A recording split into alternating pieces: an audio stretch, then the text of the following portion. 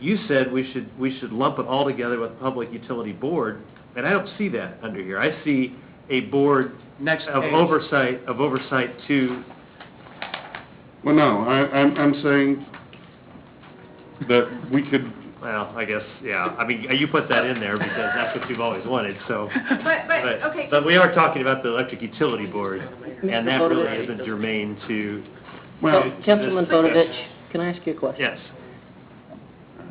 Well, no, wait a minute. hold on a second. Actually, I'm the chair of the meeting. I know sometimes And- you let and- them, and sometimes you don't let them talk, so. Okay. You know, I just don't, and I've mentioned it before, I don't want this to degenerate, and I don't want this to be argumentative. It's already argumentative amongst ourselves enough already.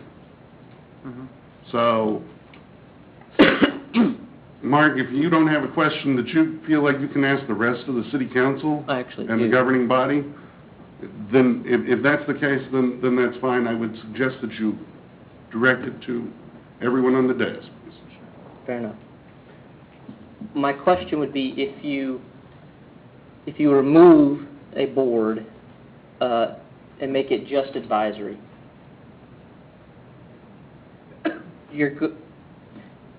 do you feel that you would lose any of the benefits of having the separate entity in a advisory standpoint, the line item type details that are currently being made, and that the BPU committee recommended unanimously is needed to be moved out of city council control so that there can be adequate time for decisions to be made and details studied?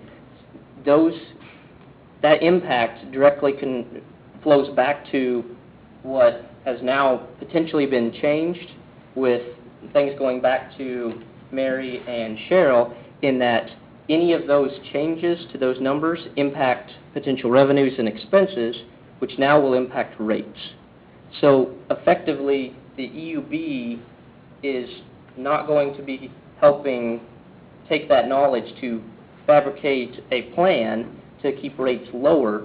They're going to be, all those decisions are going to come back up to city council, and if the overall budget doesn't look good, then electric's budget may get negative connotations to it. Do you feel like taking away that time and energy of a board or other directors is in the best interest? Well, I will say this. I'm going to dispute the assertion of the mayor, with all due respect, and the fact that it'd be a purely advisory committee. I think that, as I said before, there are certain things that I don't think that the EUB really should be involved in, and I think that we've addressed those tonight. Okay, but I do think that the EUB's got a critical decision-making role when it comes to rates and service. Those are areas that they control. They have level expertise in, and they do serve as a buffer to a great extent between the political decision makers here and the customers, the rate payers that are in the community. I think that we can offer additional oversight, advising consent, and guidance with these other areas, giving some of those functions back to the departments that are required to have those by statute, I believe. Mm-hmm. Okay? But I think that from the standpoint of rates and service and tactical decision making, being able to move fast to get service into certain areas, understanding that they are competing with places like KCP&L and Westar and other organizations, but specifically KCP&L, we can't take that away from the board. Those are decisions I think they need to stay with the board, and those decisions, there would be some sort of a communication mechanism in place so that city agencies and the city council will be able to have some back and forth input. But at the end of the day, I think that some of those decisions need to stay with the EUB. That needs to be there because they have the responsiveness, they have the ability to move quickly on things that we don't necessarily have that ability to do as a council. But he just said that he can't do that. You can't take away his power and have him adjust rates in a favorable manner. if he doesn't have the whole enchilada, right? I mean, Well, that's, I need all the information up I front. think it's the board. I think it's not one individual, Larry. no, I know, but Representative. I'm not saying he, meaning the president of the Electric Utility Board, and VP. speaking for, VP. Vice Chair. I'm But sorry, right, Vice I mean, Chair. I kind of agree with Larry in the aspect that, I mean, service, I can agree with. I think that board can make recommendations and make decisions based on service, but when you start talking about rates, unless, I mean, we're really dictating what the rates are gonna be because we're controlling the budget. I mean, they're not. Well, they submit a budget just like any department. Right, but, I mean, Ultimately, it's we would have approval, but yes, they would, So again, it's just like water and wastewater, and Right. actually, it would be probably Cheryl or Laura that says, hey, here's, in order for us to remain consistent and do these things, here's the proposed rate increase, or not. But, I mean, I think that's what Mark is saying, is that if you start taking that away, then what really is the role of the board? Right. The buck can stop with the board for various things. You just have to decide what they are.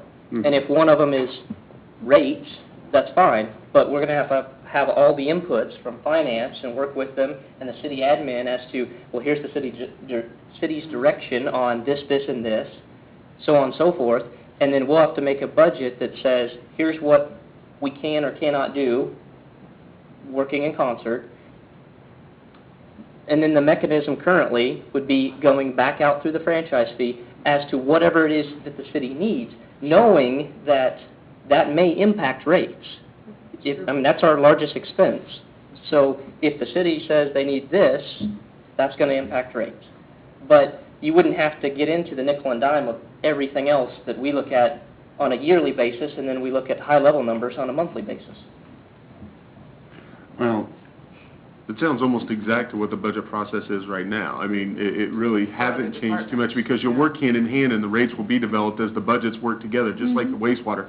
I mean, at the end of the day, the council had very, very minimal except for the approval process of building the water and wastewater rates. They were presented to us through the budget building process.